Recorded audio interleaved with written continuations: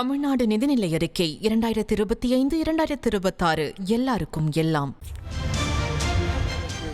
அனைவரும் சார்பாகவும் நன்றிகளை காணிக்கையாக்கி 2025-26 ஆண்டு பல புதிய திட்டங்கள் கூடிய வேளாண்மை நிதிநிலை அறிக்கையை இம்மாமன்றத்தில் படைப்பதில் பெரும் மகிழ்ச்சி அடைகிறேன்.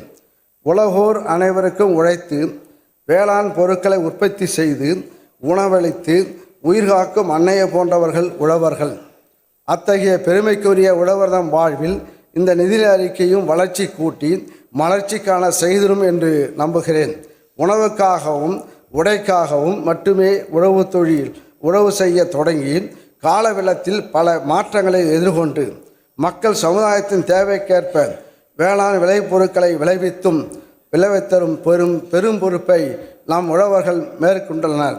இதனால் தற்போது வேளாண்மையானது அறிவியல் தொழில்நுட்பங்களின் துணை கொண்டு பல்கி பெருகி பல முன்னேற்றங்களை பெற்று இன்று துல்லிய வேளாண்மையாகவும் மின்னணு வேளாண்மையாகவும் செயற்கை நுண்ணறிவு தொழில்நுட்பம் வலைதளம் மூலம் செயல்படும் உணரிசார் தொழில்நுட்ப வேளாண்மையாகவும் பல அறிவியல் தொழில்நுட்பங்களை தன்னுள் ஈர்த்து கொண்டு வளர்ந்து கொண்டே இருக்கிறது.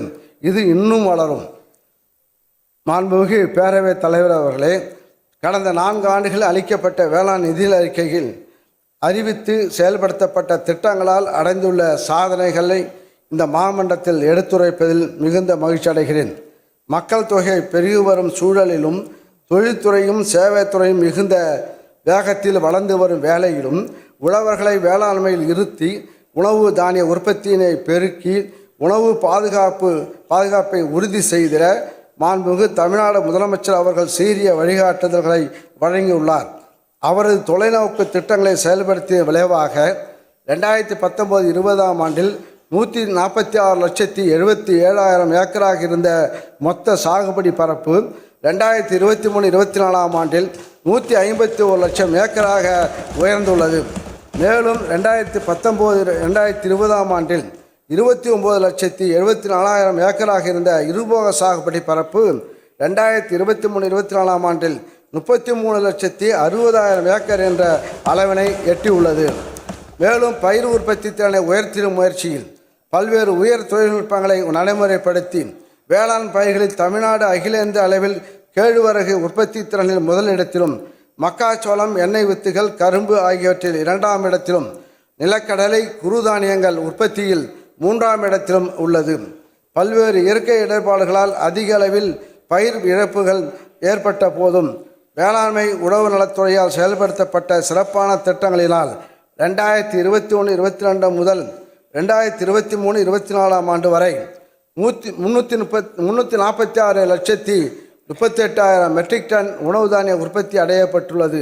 இச்சாதனைகளால் இனிய பொழில்கள், நெடிய வயல்கள், எண்ணரும் பெருநாடு, கனியும் கிழங்கும் தானியங்களும் கணக்கின்றி தரும் நாடு, இனிமையான சோலைகளாலும் நெடிய வயல்களாலும் சூழப்பட்ட இயற்கை வளம் பொருந்திய நம் நாட்டில் கனியும் கிழங்கும் தானியங்களும் கணக்கின்றி கிடைக்கின்றன எனும் பாரதியின் கூற்றை மெய்ப்பித்துள்ளார் நம்முடைய உழவர்கள்.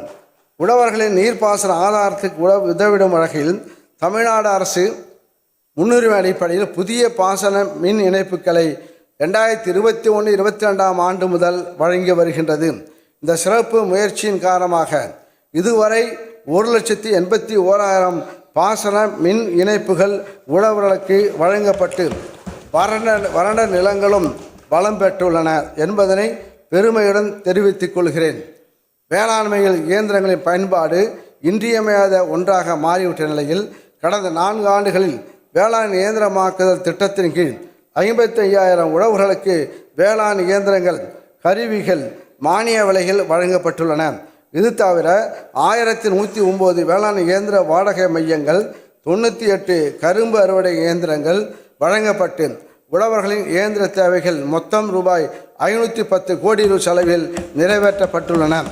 ஒழுங்குமுறை விற்பனை கூடங்களில் செயல்பாடுகளை வலுப்படுத்தும் வகையிலும் விளைபொருட்களில் அறுவடைக்கு பின் ஏற்படும் இழப்பினை தடுத்து லாபம் ஈட்டிடவும் ரூபாய் 488 கோடி நிதி ஒதுக்கீட்டில் புதிய கட்டடங்கள், சேமிப்பு கிடங்குகள், குளிர்பதன கிடங்குகள், உலர் கலங்கள், தரம் பிரிப்பு கூடங்கள் ஆகியவை கட்டப்பட்டதோடு 172 ஒழுங்குமுறை விற்பனை கூடங்களும் புதுப்பிக்கப்பட்டுள்ளன. தமிழ்நாடு நிதிநிலை அறிக்கை 2025-2026 எல்லாருக்கும் எல்லாம்.